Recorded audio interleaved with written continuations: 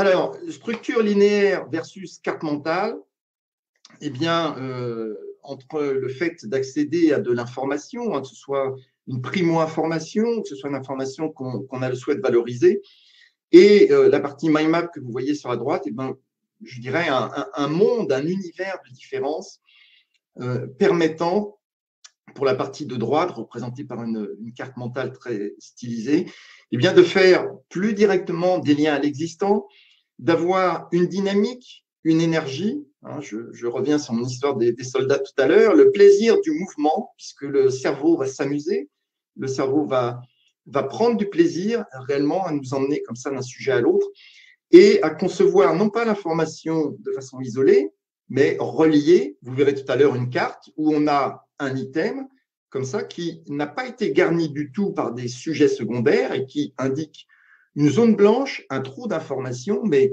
c'est déjà une information de savoir que je n'ai rien collecté sur ce point particulier.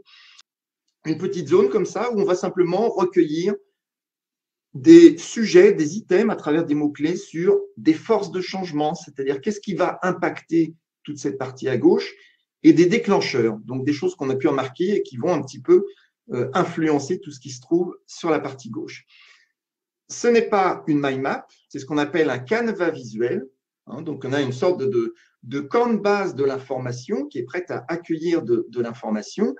Et on va passer comme ça d'un canevas visuel à une mind map, à un canevas visuel, à peut-être un sketch note, etc. On va faire des allers-retours, ce que j'appelle des zooms in-out, à la fois par rapport à ces différentes vues et ces différents outils qui vont créer du mouvement et de l'énergie.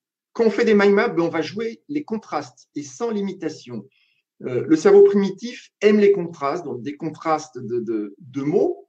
Lorsqu'on travaille sur la dialectique, on va essayer de trouver des mots qui se frottent un peu entre eux, qui créent des tensions, qui créent des étincelles.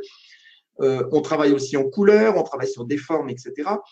Et voyez cette carte tout à fait simplissime avec un certain nombre d'items. Dans une première vue, des acteurs avec des acteurs de A à G.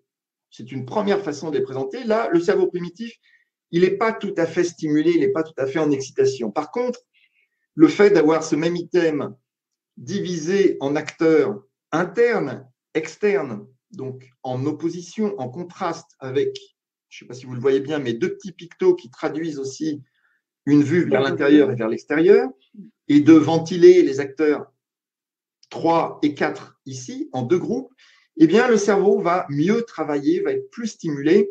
La mémorisation va s'en trouver aussi bonifiée. Donc, jouez sur les contrastes, introduisez des contrastes à chaque fois que vous pouvez. L'attention n'en sera que renforcée et l'engagement plus fort.